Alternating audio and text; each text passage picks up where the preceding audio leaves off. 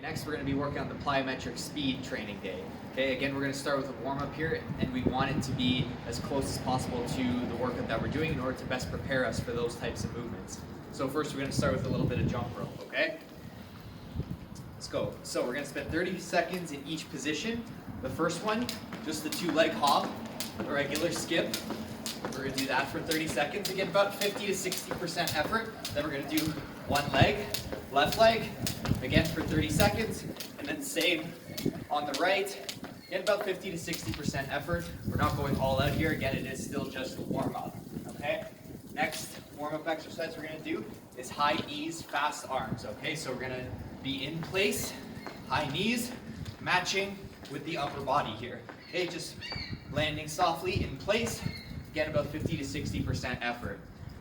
For a third and final warm-up move, we're going to do some suicide touches, okay? So about 20 yards apart, we got two lines. Start touching the ground.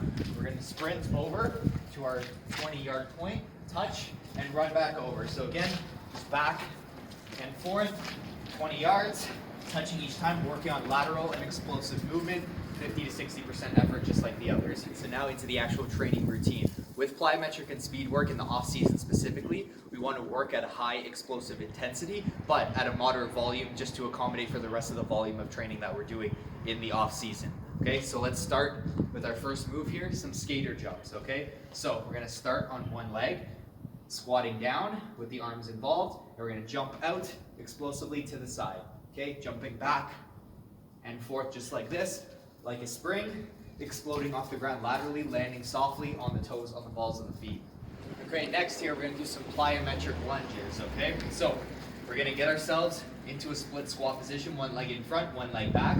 We're going to come down, explode up, and switch positions. Jump up, switch positions, okay? So we're absorbing the impact, exploding up.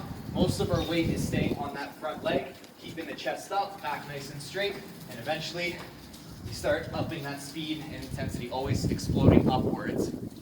The next move we're going to do is a squat 180 jump, okay? So we're going to be facing one direction in a squat position, okay? We're going to squat down, again with all that form, driving the knees out, keeping the chest up. We're going to explode up, jump 180, face the other direction, jump back. One way and the other. Again, focusing on that explosive tempo with enough speed and power that allows us to turn 180 degrees facing the other direction. Okay, next here we're going to do some lateral sprints with kind of a three-cone setup. Again, because of resources and things, this is how I'm going to set it up. In reality, you want these about 10 yards apart, kind of set in this L shape like this, okay? So the sequence looks like this. We're going to sprint forward to our first cone.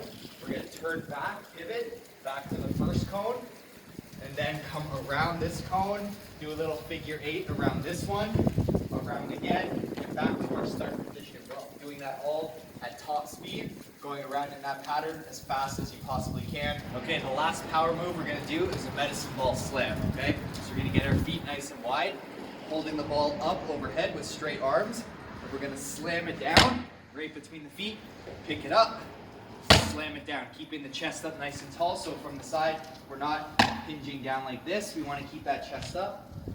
Grab the ball, slam down. Grab the ball, put the whole body into it, slam down. Now this particular ball is one that doesn't bounce. You can do it as well with one that does. You just have to keep in mind that momentum as you're coming up and down.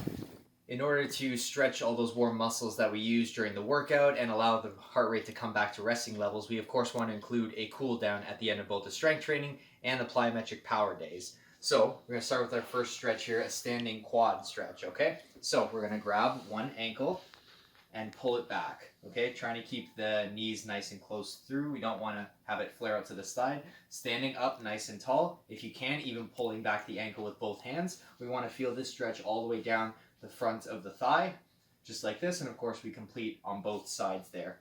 Second stretch we're going to do is a wide leg hamstring stretch. So we're going to get the feet really, really wide, but have the toes pointed forward. Now we're just going to reach with as flat a back as possible, down and touch the floor. Okay, you should feel the stretch in the hamstrings and calves all the way down the back side of the leg. Okay, from this position you can even bias one side by leaning over and grabbing onto the shin or the foot or the thigh or anything on this side. And then of course you can repeat on the other as well.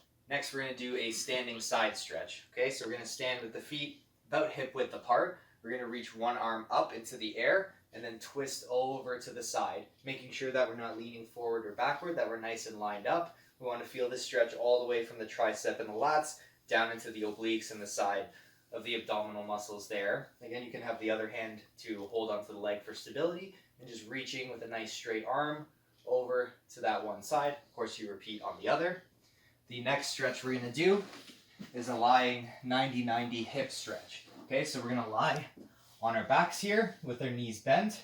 We're going to put one ankle on top of the knee here. We're going to reach with the hands through the hole in the legs and grab on to your shin and pull that shin back in as we lie back onto our mats here. Okay, we should feel a stretch all the way down the side of the hip, hitting the IT band, TFL, right into the glute and hip muscles as well.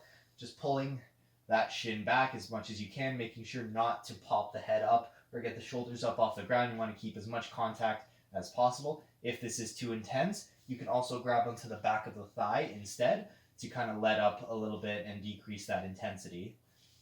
Okay, and the very last stretch we're going to do is a spinal twist stretch. We're going to start in that same position, lying on the ground with the knees bent. We're going to tip the knees one way, put the hand on top of the knees to hold them down. We're going to reach that arm up, across to the other side, and look away from the knees. Okay, so we're just going to hold in this position. We got our spine facing in 3 different directions. Should feel that stretch all the way through in a bunch of different places, from the upper body and shoulder to the obliques and abs, all the way into the hips. Another way you can intensify this stretch is if you straighten out that bottom leg and really pull that knee down just to accentuate that twist even more.